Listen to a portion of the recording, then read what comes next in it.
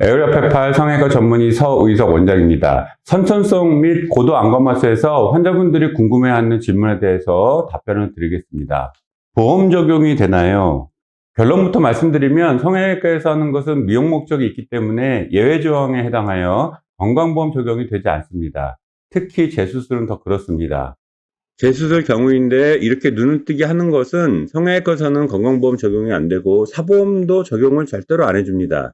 이건 처음 수술할지라도 안과에서 이마근 걸기 등을 하지 않는 이상은 보험 예외사항입니다. 눈이 떠지는 것이 미용적인 것이라 하더라도 눈이 안 감기는 것은 치료 목적이라고 할 수 있습니다. 특히 자가근막 이마 걸기 등을 하였을 때는 눈이 저렇게 안 감기던 것이 공통근막 수술 후에 더 잘 감기게 됩니다.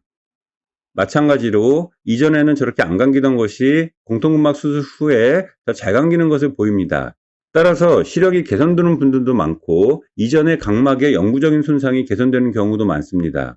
지금 같은 경우 좌측에서 하얗게 영구적인 각막 손상이 나타나 있는 환자입니다. 공통근막 수술 후 2년이 지난 사진인데 눈이 훨씬 잘 떠지고 잘 감기기 때문에 육안으로도 각막의 손상이 개선되어 있는 것을 알 수 있습니다. 수술 전에 안과 검사를 하고 각막에 이상이 있고 이걸 개선하기 위해서 치료 목적이라고 해서 서류를 제출해도 건강보험과 사보험 모두 안 된다고 합니다. 영아 때 수술을 하였는데 재발하였습니다. 초등학생인데 언제 수술을 해야 하나요? 공통근막 수술은 수술 후에 환자의 협조가 반드시 필요합니다. 따라서 1에서 2세의 영아에서는 수술이 불가능합니다. 영아에서 고도의 선천성 안검하가 있을 경우 시력이 발달하지 않는 약시가 생길 가능성이 30% 정도이므로 일단 눈을 뜨게 하는 수술을 하게 되며 가장 많이 하는 것이 이마근 걸기술입니다. 10세 이후부터는 시력의 발달과 관계가 없기 때문에 미용 목적의 수술을 하게 됩니다. 공통근막 수술 후 최소한 3개월부터 8개월 정도까지는 눈 관리를 철저하게 해야 하는데 일상생활이 상당히 불편합니다. 따라서 초등학생, 중학생의 경우 친구들과 놀기도 해야 하고 학교도 가고 체육도 해야 하므로 환자의 협조를 구하기가 쉽지 않습니다. 간혹 제가 중학생을 수술하는 경우가 있기는 한데 이는 예외적이며 약간의 재발을 예상하고 재수술을 염두에 두고 하는 겁니다. 초등학교 6학년과 중학교를 가면 사춘기를 겪게 되며 아이도 정서적으로 많이 힘들어합니다. 이때 부모님들도 많은 고민을 하는데 아이에게 잘 이겨낼 수 있도록 용기를 주는 것이 중요한 것 같습니다. 사춘기 시기에 외모적으로 좀 더 개선하기 위해 자가근막이나 최대 올림근 절제술을 하거나 심지어 정상적인 눈도 양측을 맞춘다고 하여 수술해서 문제가 되는 경우가 많습니다. 공통근막의 제일 좋은 시기는 고등학교를 졸업하고 하는 것입니다. 이 시기를 놓치거나 수술이 잘못되면 20, 30대를 계속 눈수술을 받다가 우울증, 대인기피증 등이 되기도 하며 좋은 시절을 눈으로 고통을 받고 지내게 됩니다.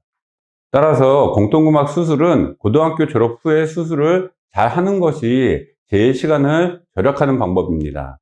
한쪽만 안검하수인데 반대쪽도 반드시 해야 하나요? 한쪽에 안검하수를 가지고 있는 많은 환자들이 수술할 이유가 없는데 병원에서 양측을 맞추기 위해 반대쪽 눈도 수술을 해야 한다고 하여 반대쪽까지 문제가 생기는 경우가 많습니다.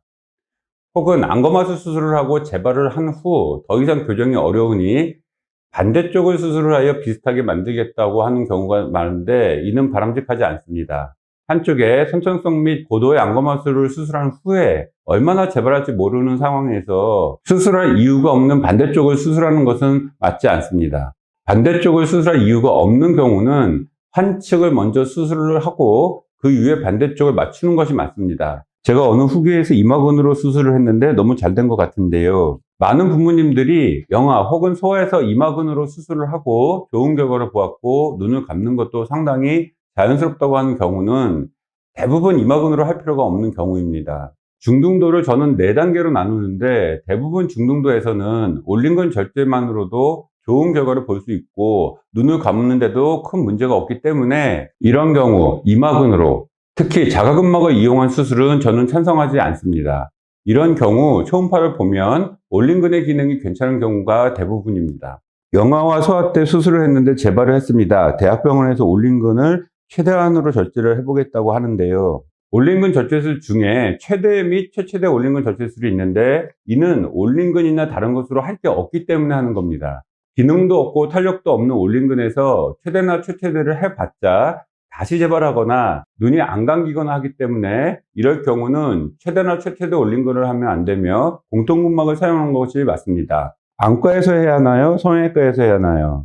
안과에서 하든 성형외과에서 하든 결과가 좋은 곳에서 하면 됩니다.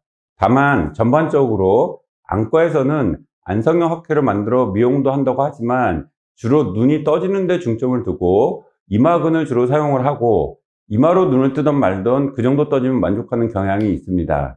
안검하수 수술 시에는 이마의 움직임과 눈썹의 위치가 매우 중요합니다. 그래서 내시경 이마 거상 같은 것을 할 줄 아는 것과 모르는 것은 안검하수 교정에서 하늘과 땅 차이입니다. 대개 안과에서는 이마에 대해서는 다루지 않고 성형외과에서는 이마의 눈썹의 위치, 쌍꺼풀의 모양 등을 고려하기 때문에 미용에도 신경을 더 많이 쓰는 편입니다만 그렇다고 모든 성형외과가 고도의 안검하수를 다 할 수 있는 것은 아닙니다. 그건 의사에 따라 달라지는 것이지 안과나 성형외과에 따라 결정되는 것이 아닙니다. 대학병원에서 하는 것이 더 안전하고 좋지 않을까요? 이것도 마찬가지입니다. 대학병원이라고 다 잘하는 것도 아니며 개인병원이라고 다 못하는 것도 아닙니다. 장비 역시 대학병원이 다 가지고 있는 것도 아니고 제가 사용하는 초정밀 초음파는 대학병원에서 가지고 있는 것도 별로 없을 뿐더러 성형외과에서 이용하는 것도 없습니다. 대학병원의 명의로 소문난 교수님이 6개월 1년씩 수술이 밀려 있는데요. 이렇게 물어보면서 마치 여기서 안 받으면 안 될 것 같은, 거기서 받아야 할 것 같은 생각을 많이 합니다. 대학병원의 유명한 교수님들은 진료도 봐야 하고 강의도 해야 하고 논문도 쓰고 발표도 하고 학회도 나가야 하고 수술도 해야 합니다. 매일 수술하는 것이 아니고 일주일에 2, 3일 수술을 합니다. 명의라고 하는 분들이 다 대학 교수님들이라고 물어보시는데 방송국에서 선정한 명의는 대학 교수만 될 수 있습니다. 개인 병원은 심사 대상이 아닙니다. 또한 명의라고 하여 모든 환자를 만족시킬 수 없으며 모두 완치되는 것이 아닙니다. 하지만 환자들은 그렇게 받아들이지 않습니다. 이러한 오해 소지가 있기 때문에 명의라는 명칭은 별로 바람직하지 않다고 생각하고 가끔 저에게 환자분들이 명의니 이 분야에서 최고니 이런 말을 듣는 것은 저는 좋아하지 않습니다. 그 환자를 위해 의사는 그냥 최선을 다하는 겁니다. 공통근막은 재발하지 않는가요? 당연히 고도 안검하수 공통근막 수술이라고 재발하지 않는 것은 아닙니다. 선천성 고도 안검하수에서 이마근을 이용한 수술의 안검하수 재발률이 공식적으로 50%이며 미용적인 목적까지 감안하면 거의 모두 재수술을 해야 합니다. 제가 했던 공통근막 수술의 경우 안검하수가 원래대로 재발한 경우는 없었으며 미용적 목적으로 다시 공통근막으로 교정하는 경우는 12% 정도입니다. 따라서 이 수치는 매우 작은 수치입니다. 공통근막 수술을 하면 정상처럼 개선이 되는가요? 현재 나온 수술 중에 가장 많이 떠지고 잘 감기는 수술이지 정상으로 만들 수 있는 것은 아닙니다. 여기에 관련한 내용은 설명란에 링크를 올렸으니 참조하시기 바랍니다. 이마근 걸기처럼 10년에 한 번씩 수술을 해야 하는 건가요? 그렇지 않습니다. 1년 정도 후에는 재발은 거의 없다고 봅니다. 공통근막뿐만 아니라 모든 안검하수에 해당되는 얘기지만 몇 년 후 살면서 다시 안검하수가 생길 수 있는지를 궁금해합니다. 이론적으로 안검하수가 잘 규정되었다고 하더라도 중증근무력증, 갑상선 질환, 루푸스 등 자가면역 질환 등으로 인하여 안검하수가 생길 수 있습니다. 혹은 다래끼가 심해져 생길 수도 있습니다. 그런데 제가 20년 동안 자가면역 질환으로 다시 안검하수가 생기는 경우를 한 번도 보지 못했습니다. 제가 수술한 경우는 아니지만 안검하수 수술을 받고 5년간 잘 지내다가 중증근무력증 진단 후 안검하수가 생긴 경우를 본 적이 있습니다만 이전의 모습을 제가 본 게 아니기 때문에 확인한 바는 없습니다. 다래끼가 심하게 생겨 치료가 늦어져 거의 눈의 3분의 1이 녹아있는 경우가 있었습니다만 다시 공통근막으로 수술을 하여 교정한 적이 있습니다. 이에 관련한 내용은 나중에 한번 올리도록 하겠습니다. 미래에 더 좋은 수술법이 나오지 않을까요? 안검하수 교정은 단순히 눈을 뜨는 근육이나 공통근막을 당긴다고 하여 다 교정되는 것이 아닙니다. 안검하수 수술 시에는 눈을 뜨는데 방해하는 조직, 눈을 감는 근육, 이마의 사용, 눈썹의 위치 등등 한 가지만을 고려하는 것이 아니며 공통근막은 그 수술 과정 중 하나일 뿐입니다. 즉 다른 여러 가지 요인에서 더 중요한 것들이 얼마든지 발견되어 응용될 수 있습니다. 제가 고민하고 있는 것은 줄기세포 치료입니다.